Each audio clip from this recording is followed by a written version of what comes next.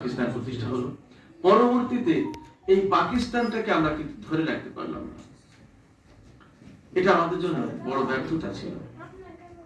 যে যাই বলুন না কেন, আমি মনে করি ব্যক্তিগতভাবে যে পাকিস্তান আমরা ব্রিটিশ থেকে 200 বছর 190 বছর গোলামি করে ভয়ঙ্কর ভাবে পরদিন থেকে আমরা স্বাধীন হলাম। সেই স্বাধীন হওয়ার মাত্র 2 বছর, 1 বছরও গেল না।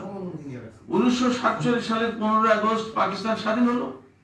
1948 সালে সম্ভবত মার্চে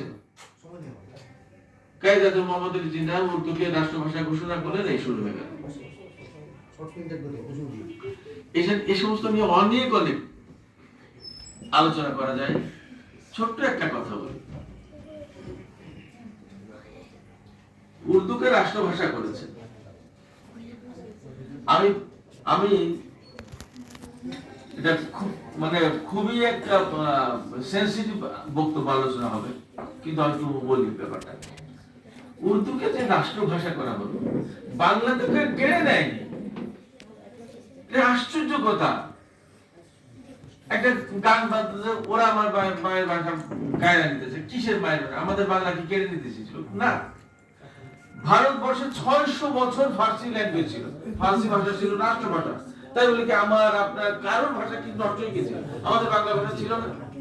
ভারতবর্ষে যদি 600 বছর ফার্সি ভাষা থাকতে পারে রাষ্ট্রভাষা হয়ে, তখন আমাদের বাংলা তো ছিল, হিন্দি ছিল, উর্দু ছিল, সব ভাষা ছিল। কোন ভাষা তো হারিয়ে যায়নি। বরং যখন সেই ফার্সি ভাষার ধারক বাহক যারা, তাদের শাসনের যখন বিলুপ্তি ঘটেছে, ধীরে ধীরে ধীরে ধীরে ধীরে ভারতবর্ষ থেকে ফার্সি চলে গেছে।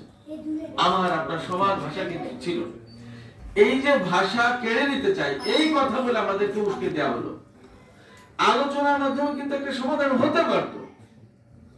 এবং পরবর্তীতে পাকিস্তান থাকাকালীনই বাংলাকে তো অন্যতম রাষ্ট্রভাষা হিসেবে স্বীকৃতি দেওয়া হয়েছে, দেওয়া হয়নি। 1956 সালে বাংলাকে একেবারে ফরমালি রাষ্ট্রভাষা হিসেবে স্বীকৃতি দেওয়া হয়েছিল। আলোচনার মাধ্যমে হতে পারত। কায়েদ-ই-আজম মোহাম্মদ আলী জিন্নাহ কোন প্রেক্ষাপটে তিনি উর্দু ভাষী, তিনি বলেছেন কোন প্রেক্ষাপটে উর্দুকেই রাষ্ট্রভাষা বলেছেন, সেটা একটা বিষয় ছিল।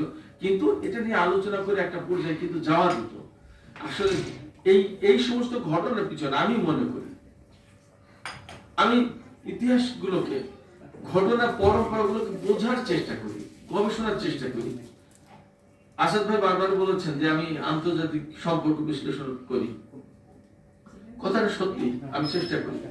আন্তর্জাতিক সম্পর্ক বিশ্লেষণের সাথে সাথে আমার দেশীয় রাজনীতি, আমাদের দেশীয় প্রেক্ষাপট, আমার দেশের সমাজ, আমার দেশের সংস্কৃতি বোঝার চেষ্টা করি, ব্যাখ্যার চেষ্টা করি।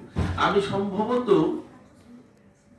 39 পর্বের একটা ধারাবাহিক লিখেছিলাম যখন আমি ইরানে ছিলাম। এই লেখাটা লিখেছিলাম, প্রতি সপ্তাহে বের হতো। দুবাই থেকে আমার দেশের খবর নামে একটা পত্রিকা, মধ্যপ্রাচ্যে একমাত্র ছাপার অক্ষরে বের হয়, ছাপার অক্ষরে বের হয় দেশের খবর নামে একটা পত্রিকা লিখতাম যে বদলে যাচ্ছে পল্লী সমাজ, আমাদের বাংলাদেশের পল্লী সমাজ কিভাবে বদলে গেল, কি ছিল এবং ধীরে ধীরে ধীরে ধীরে কোথায় চলে আসলাম। তো এই সমাজকে আমি খুব কাছ থেকে দেখার চেষ্টা করি এবং আমার সাথে